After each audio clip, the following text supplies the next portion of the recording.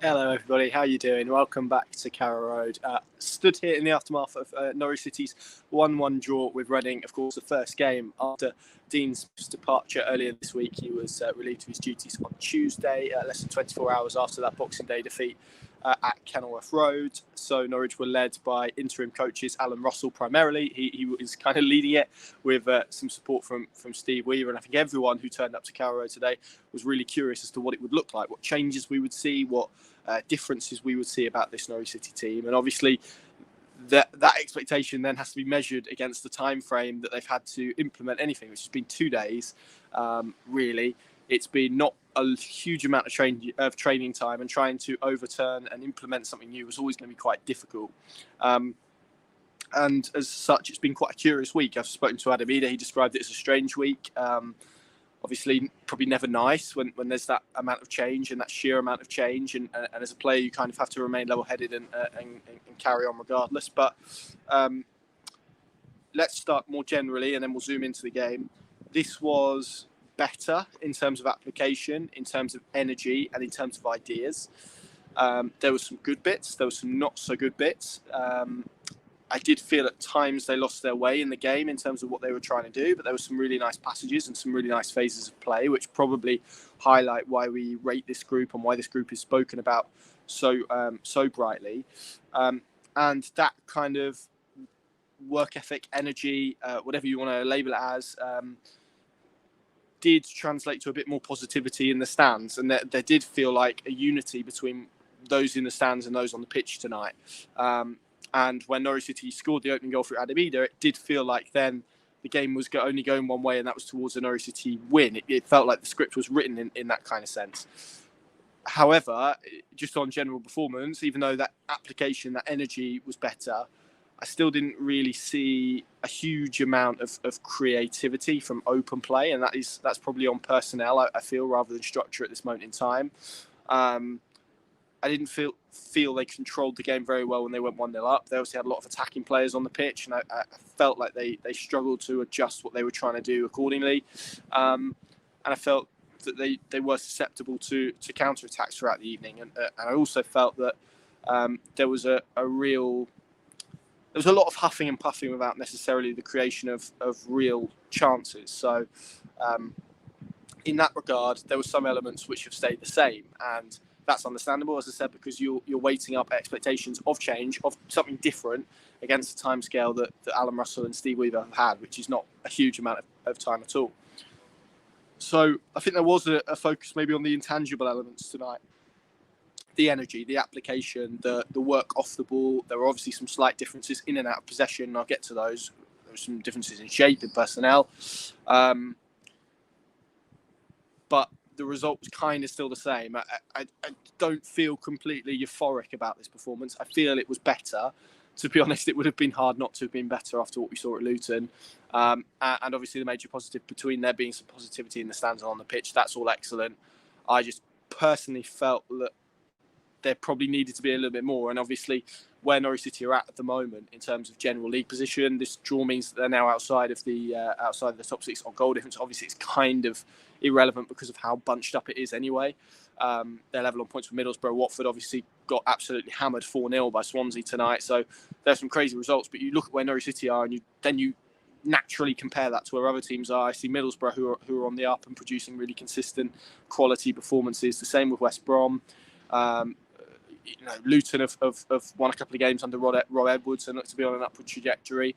So it does feel like they have significant ground to make up. And I'm not even talking about the top two there, which feels beyond them at this moment in time. I'm talking purely in terms of top six playoff mix. And what I saw tonight probably was an indication of what we felt all season, which is this group of players is greater than the sum of its parts and is better than we've seen. And we saw that. There was a really nice passage of play in the second half where Gabriel Sara, from a really tight space, managed to work himself out of it.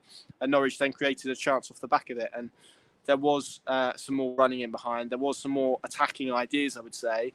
But in terms of proper saves that Joe Lumley has had to make tonight, not too many. So whilst I feel infused and certainly more positive about the performance, I'm not going to stand here and say that it was excellent. And actually, I felt on reflection whilst if any team deserved to win the game, I felt it was Norwich. I also don't really feel like anyone can argue with the scoreline and it being a 1-1 draw. So that suggests to me that maybe it was fair. I'm sure some people would disagree with that and maybe felt that Norwich edged it. But Zhao had a good save. Good header saved by Angus Gunn. Hoylett, I think, was Ince. Hoylett curled a free kick wide. Ince had a free kick that Angus Gunn saved. Reading had opportunities tonight. They were proactive out of possession. I felt they suppressed Norwich pretty well. They really got a handle on their energy, I felt, either side of half-time. And they were really difficult, obdurate opponent tonight that stood firm, actually, in what is a very difficult arena to play any team when a manager's been sacked. You know there's going to be a bounce, there's going to be a lift, both from stands and on the pitch. There is going to be an increased amount of energy. And actually, they managed to ride out what was the pretty stormy periods quite well, I thought, Reading, and managed to manage the game in certain aspects well. And with Norwich, it was energy, but it was a bit like a puppy. They were kind of running about in circles and being very excitable.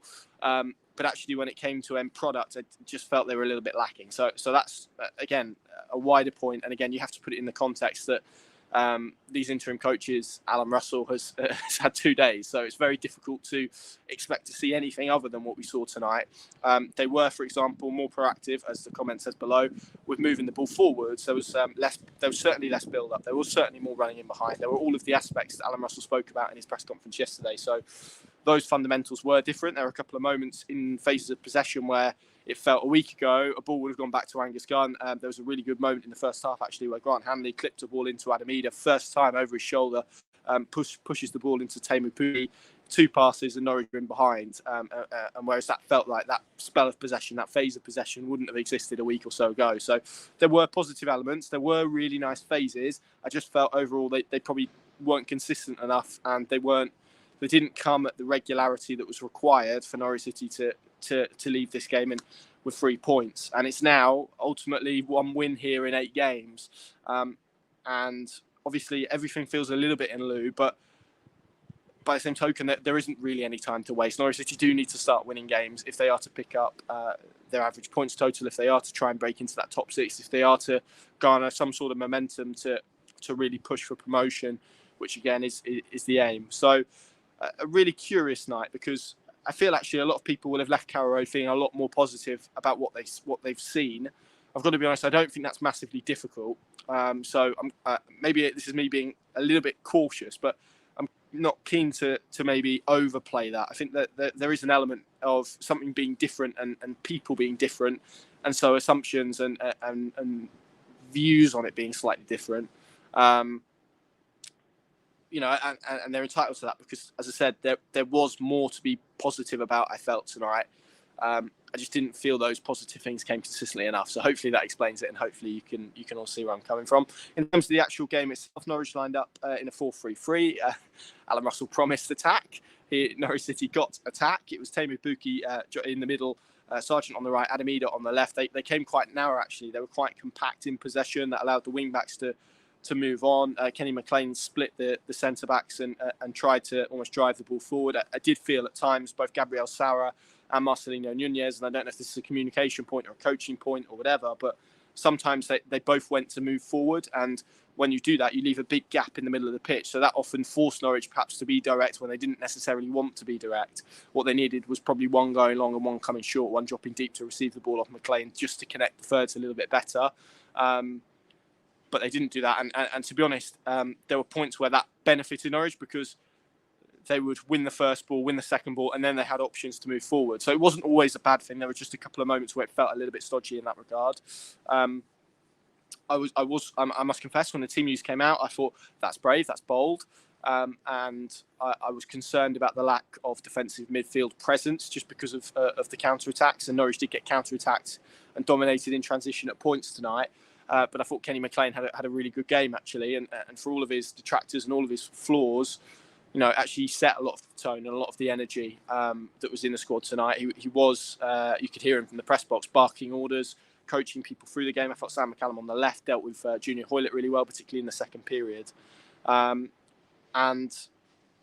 yeah, I felt there was stuff to be positive about, and that's quite disconcerting, isn't it? I jest, of course, I jest. It's not disconcerting. It's positive, but Norwich still have plenty more to do and plenty more strides to do, and that will obviously be evident to everyone. I think what this performance will do in reality is probably calm the talk down in terms of Alan Russell getting this job for longer than 2 games. I felt it was an improved performance, but probably not good enough for us to be having that debate yet and that conversation yet.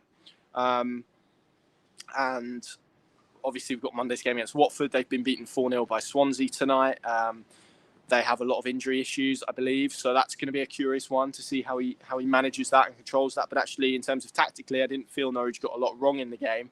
There were just small little elements, and as someone has pointed out there, it's a long body of work now that they've almost got to reset, and they've got to try and improve and amend.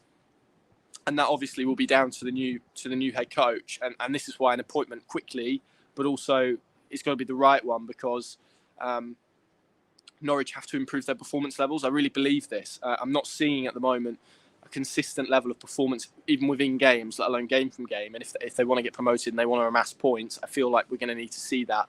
There's enough tools there for me to get this team upwardly mobile relatively quickly in the right structure with the right coaching. It's going to take time. It's going to take a few weeks, and that comment is absolutely right. So yeah, on reflection, a night that is hard not to feel more positive about, but a night that was far from perfect. I think that's probably a fair reflection on it. A draw, probably the right result overall. Probably not what Norwich City needed, if we're being truthful, and if we're looking purely and analysing it purely on results, because it felt like they needed 3 points tonight. That would have pushed them up to 4th, and again the optics of it look slightly different, but because of how condensed it is, it's not a disaster. Obviously, if they go and beat Watford on Monday, they will leapfrog them. It's 4 points from 2 games, and suddenly we're looking at it a little bit differently. So again, it's probably a game, similarly to how I spoke about Swansea, that you really analyse and can really put in context after we've had the next one, and we can look at what it looks like as a bunch of games. But yeah, Alan Russell after the game was frustrated, rightly so. I think he felt that they did enough to win the game. Obviously, the penalty that's conceded late on, I think is really harsh. Kieran Dowd doesn't make an attempt to make a tackle or anything. He just sort of stands there. The Reading player leaves his leg in. He's looking for it. He goes down. The referee buys it. There was a 2-footed tackle on Josh Sargent out there tonight, which is quite frankly disgraceful. It should have resulted in a red card. There was a big call for Teemu Pukki to have a penalty at the end, which I've got to be honest, if that one down there is a penalty, then Teemu Pukki's was. I didn't think either of them were penalties, by the way. There was some really erratic decision making throughout the game, so that made life a little bit more difficult for Norwich City tonight. So yeah, that's kind of where I am on it, and hopefully people will, and I'd love to hear people's thoughts on it as well. So if you're watching this video, be it live or be it not live, be it afterwards, then let me know in the comments what you felt of that game and how you would assess it, because for me, I found that quite a difficult one to articulate, and hopefully I've done my best to kind of articulate my feelings and thoughts on it. People can disagree, and it's absolutely fine to disagree. It's healthy to disagree. I welcome that, as long as it's constructive and meant in the right way. Then that's all good. We'll have plenty more analysis and reaction of this game, and also building up to Watford. Now we've only got 2 days before that one. Carrow Road here at 3 o'clock on Monday. That's going to be a really interesting one. I'd just like to say thank you very much for watching all of my video verdicts, and obviously Dave's video verdicts as well at the start of the year. Really appreciate your support on all of our channels, and it's been a difficult year for Norwich City in many ways. I think we all hope that 2023 is different in terms of results on the pitch, in terms of feeling around the club, everything. And I think what everyone hopes is that this period now acts as a little bit of a line in the sand and allows everyone to move forward. That is primarily what everyone wants. And, for all of the sort of division and for all of the pulling in different directions that we've had, and I think when you have lots of people pulling in lots of different directions and you've got the tension of the rope there, it's natural that it snaps. Well, now everyone's got a chance to come together and almost need to seize this moment. I thought the crowd tonight were excellent. Alan Russell highlighted that after the game. It was good to see him out there clapping the fans. It's something that hasn't been present for the last year and a bit. So that's good.